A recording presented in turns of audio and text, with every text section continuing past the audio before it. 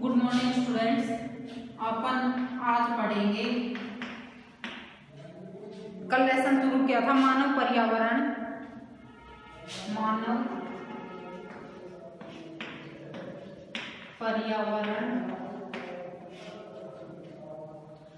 अन्योन्य क्रिया,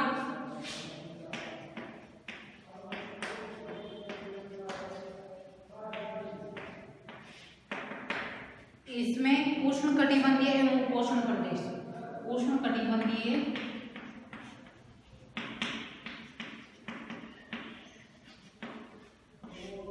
एवं उपोष्ण प्रदेश।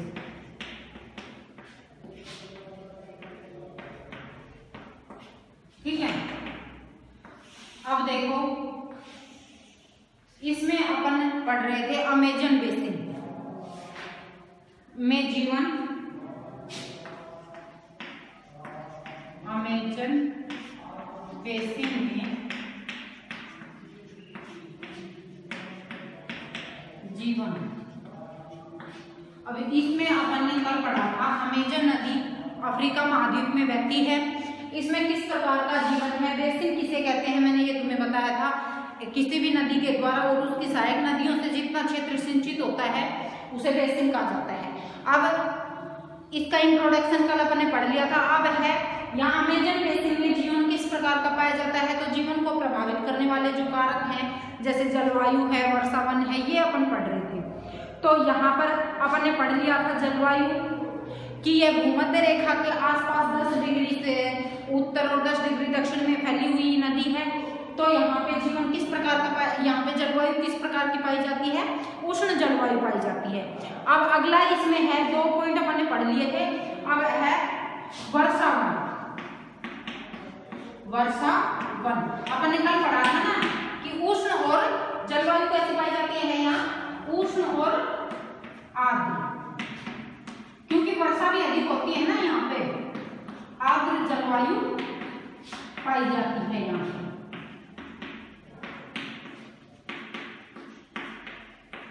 ठीक है, अब देखो वर्षावन में कि किस प्रकार के यहाँ पे वर्षावन पाए जाते हैं, वनस्पति पाई जाती है। इन प्रदेशों में अत्यधिक वर्षा के कारण यहाँ की भूमि पर सघन वन उगाते हैं। भूमध्य रेखा के पास जो समवहनीय वर्षा है वो अधिक होती है, तो इसमें अधिक वर्षा वाले क्षेत्रों में सघन वन पाए जाते हैं, ये आपको पता ही है। अब वन इतने सघन होते हैं कि पत्तियों और शाखाओं में छत सी बन जाती है कि सूर्य का प्रकाश भी यहाँ पर छत सी बन जाती है। पेड़ों से सूर्य का प्रकाश भी पृथ्वी तक नहीं पहुंच पाता है, जिसके कारण सूर्य का प्रकाश धरातल तक नहीं पहुंच पाता है। यहाँ की भूमि प्रकाश रहित एवं नम बनी रहती है। यहाँ केवल वही वनस्पति पनप सकती है जिसमें छाया में बढ़ने की क्षमता हो। परजीवी पौधों के रूप में यहाँ आर्किड और ब्रोमीलाइड पैदा होते हैं। वर्षावन में प्राणी जात की प्रचुरता होती है। वर्षावनों में अब प्राणी भी, जो वन्य प्राणी होते हैं जो जंगलों में पाए जाते हैं, वो भी अधिक पाए जाते हैं। देखो टूकन, गुंजन पक्षी, रंगीन पक्षी वाले पक्षी व भोजन के लिए बड़ी चोंच वाले विभिन्न प्रकार के पक्षी जो भारत में पाए जाने वाले सामान्य पक्षियों से भिन्न होते हैं, यहाँ पाए जाते हैं। प्राणियों में बंदर, स्लोथ एवं चींटी खाने वाले टैपीर भी यहाँ पाए जाते हैं। सांप एवं सरीसृप की विभिन्न प्रजातियां भी इन वनों में पाई जाती है।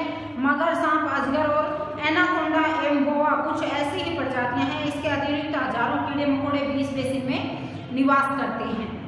मांस खाने वाली पिरांजा, मत्स्य समेत मछलियां की विभिन्न प्रजातियां भी अमेजन नदी में पाई जाती हैं। इस प्रकार जीवों की विविधता की दृष्टि से यह बेसिन असाधारण रूप से समृद्ध है। अब अपन ने ये पढ़ा इसमें किस प्रकार के वर्षावन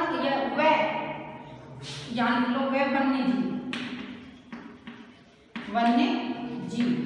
अब यहाँ पर सघन वन पाए जाते हैं। वर्षा अधिक होने के कारण, अधिक वर्षा होने के कारण सघन वन पाए जाते हैं। भूमध्य रेखा के पास वर्षा अधिक होती है, समवहनीय वर्षा अधिक होती है। ठीक है, अब इनमें विभिन्न प्रकार के पक्षी, कीड़े मकोड़े जो छाया में ही, जो छाया में उत्पन्न होते हैं ना, मतलब जीवित रह सकते हैं, क्योंकि धूप ज्यादा नहीं पड़ती है, तो यहाँ पर जो कीड़े मकोड़े की प्रजातियां हैं वो अधिक पाई जाती हैं, क्योंकि उनको जैसे ये जो पृथ्वी पर ही चलने वाले सांप कीड़े मकोड़े जो एक दूसरे को खाते रहते हैं, वो इस प्रकार के अधिक, जैसे बारिश के मौसम में देखो अलग ही कीड़े मकोड़े आते हैं ना, वो जो नम आर्द्र मौसम में जो पनपते हैं वो कीड़े मकोड़े, ये छोटे जो पक्षी हैं ये अधिक पाए जाते हैं यहाँ पर बड़े पशु पक्षियों की बजाय।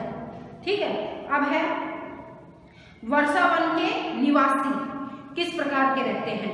यहाँ के लोग छोटे से क्षेत्र में वन के कुछ वृक्षों को काटकर अपने भोजन के लिए फसल उगाते हैं। वर्षा वन के, अब ये तो था वर्षा वन में वन्य जीव, वर्षा वन के निवासी।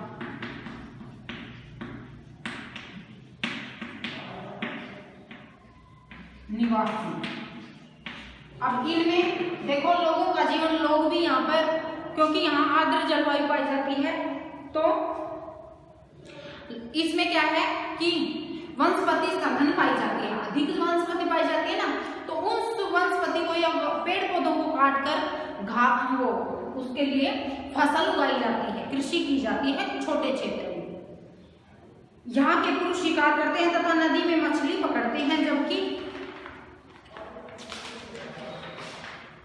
महिलाएं फसलों का ध्यान रखती हैं। वे मुख्यतः टेपियोका, अनानास एवं शकरकंद उगाते हैं। जो ये फल फूल अधिक होते हैं ना, छाया में ही उत्पादित होते हैं, वो फसलें अधिक उगाई जाती हैं यहाँ पर, सब्जियां वगैरह, क्योंकि मछली या शिकार मिलना अनिश्चित होता है। ऐसे में महिलाएं अपनी उगाई साग सब्जियों से अपने परिवार का भरण पोषण करते हैं। अब देखो महिलाओं का क्या काम है, महिलाएं जो छोटा सा क्षेत्र साफ करते हैं वनों का, उसमें साग सब्जियां उगाती हैं, क्योंकि छाया में वही उत्पादित होती हैं। ज्यादा बड़ी फसलें नहीं हो सकती हैं वहां पर, ज्यादा बड़ी फसलों के लिए धूप की ऋण की जरूरत रहती है। तो और वो पुरुष क्या करते हैं, मत्स्य पालन या मछली पकड़ने का कार्य करते हैं। तो मछली ही इनका विशेष रूप से भोजन रहता है, क्योंकि नदी के पास मछली पालन अत्यधिक विकसित होता है, नदियों किनारे। तो इसमें मछलियां तो अनिश्चित रूप से इनका भोजन है वैसे, लेकिन जरूरी नहीं है कि रोज इनके भोजन के लिए पर्याप्त मछलियां ही मिल सके। तो वो क्या करती हैं, औरतें जो होती हैं, घर की औरतें, वो कुछ क्षेत्र को साफ करके, वनों के क्षेत्र को साफ करके साग सब्जियां उगाती हैं, जिससे कि अपने परिवार का भरण पोषण करते हैं, वो भोजन करते हैं। ठीक है, वे कर्तन एवं दहन कृषि पद्धति, आप देखो कर्तन एवं दहन कृषि पद्धति, इसका मतलब क्या हुआ, कर्तन एवं दहन कृषि पद्धति एक स्थानांतरित कृषि जो होती है उसका ही रूप है। कर्तन का मतलब होता है काटना, दहन का मतलब होता है जलाना। वहां पर पेड़ पौधों को काटकर या जलाकर कृषि के लिए भूमि तैयार की जाती है, उसे कर्तन एवं दहन कृषि पद्धति कहते हैं। आ गए समझ में? कर्तन का मतलब होता है काटना और दहन का मतलब होता है जलाना। तो वहां पर जो भी पेड़ पौधे होते हैं, वनस्पति अधिक पाई जाती है, उनको साफ करके, कृषि के लिए समतल भूमि चाहिए ना, ज्यादा पेड़ पौधे जहाँ होते हैं वहां पर भी फसलें वो नहीं उत्पादित कर सकते, तो वो कर्तन एवं दहन कृषि पद्धति के द्वारा वो छोटी मोटी फसलें उगाती हैं। इनका मुख्य आहार मेनियोग है, जिसे कसावा भी कहते हैं, और ये आलू की तरह जमीन के अंदर पैदा होता है। ये कसावा देखो, ये अमेजन नदी है ना, जो इस क्षेत्र में उगाया जाता है, जो आलू की तरह जमीन के अंदर ही उगता है। ये चिट्टियों की रानी एवं अंडकोष भी खाते हैं।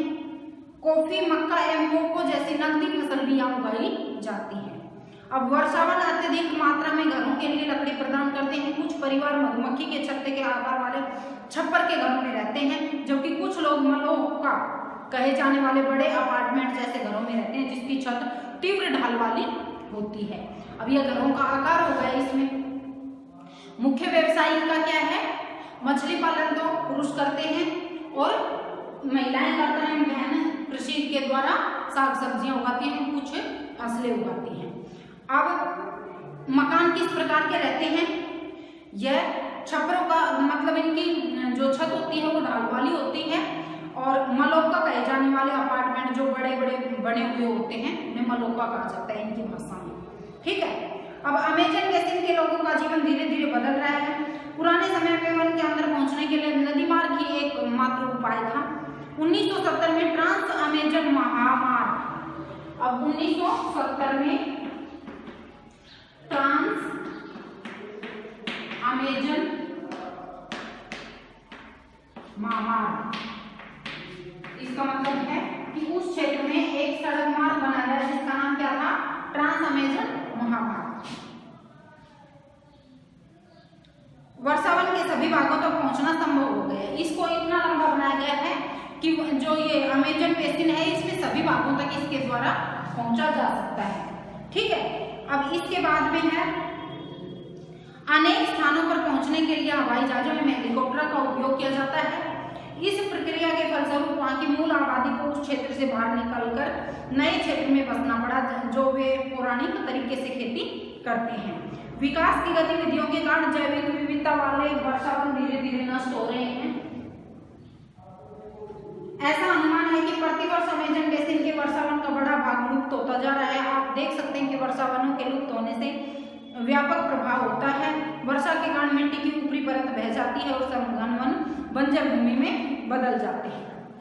अब देखो, अपन ने इसमें 3 चीजें पढ़ी हैं अमेजन बेसिन में, वर्षावन व वन्यजीव। अब वर्षावन के निवासी पढ़ रहे हैं अपन। इसमें महिलाएं कृषि एवं कर्तन एवं ध्यान कृषि पद्धति के द्वारा कृषि करती हैं। वो साग सब्जियां फल फूल ये कृषि उगाती हैं। कुछ जो नकदी फसलें होती हैं, कोको कौवा ये इस प्रकार की फसलें भी उगाई जाती हैं। इनका मुख्य भोजन है मछली, लेकिन अगर जब मछलियां नहीं मिलती हैं तो ये लोग साग सब्जी और ये जो कृषि करते हैं वो खाते हैं। अब उसके बाद में ये किस प्रकार के घरों में रहते हैं, ये छतनुमा छप्परनुमा ढालू जिनकी छत होती है उस प्रकार के घर बनाते हैं, क्योंकि अधिक वर्षा होती है ना वहाँ पे, नदी क्षेत्र है, तो ये उस प्रकार के ही कि पानी नहीं भरना चाहिए घर में, उस प्रकार के घर बनाते हैं। इन्हें इनकी भाषा में इनके बड़े घरों को क्या कहा जाता है, मलोका, मलोका कहा जाता है। इनके बड़े बड़े जो अपार्टमेंट होते हैं मलोका, ठीक है ना। अब इसके बाद है कि वहां पर जैसे आवागमन के साधन क्या हैं, तो वहां पर वर्षा अधिक होती है। नदी जो क्षेत्र है अमेजन नदी, इसमें मुख्य जलमार्ग के द्वारा ही एक स्थान से दूसरे स्थान पे परिवहन किया जाता था, लेकिन 1970 में ट्रांस अमेजन महामार्ग निकाला गया जिससे कि इस पूरे क्षेत्र को कवर किया गया है सड़कों के द्वारा। ठीक है, अब उसके बाद में है कि अधिक जनसंख्या होने से यहाँ अफ्रीका महाद्वीप में अधिक जनसंख्या रहती है। अब नदीय क्षेत्रों में तो अधिक जनसंख्या पाई जाती है।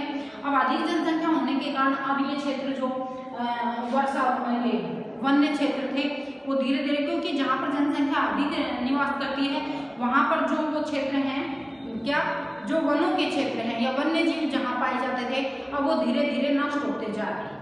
उनको कृषि भूमि में या आवासीय भूमि में धीरे धीरे ये लोग परिवर्तित कर रहे हैं, जिससे कि क्या होता है कि अब अधिक जनसंख्या है, उनको देखो आवागमन के साधनों के लिए अब जैसे ट्रांस अमेजन महामार्ग निकाला गया, तो इसके लिए वहां के जो वन थे, वन क्षेत्र अधिक पाया जाता है ना वहां पर, तो वन थे उनको नष्ट करके तो ये रोड बनाया गया है, ये सड़क मार्ग बनाया गया है, तो इन भागों को धीरे धीरे नष्ट किया जा रहा है।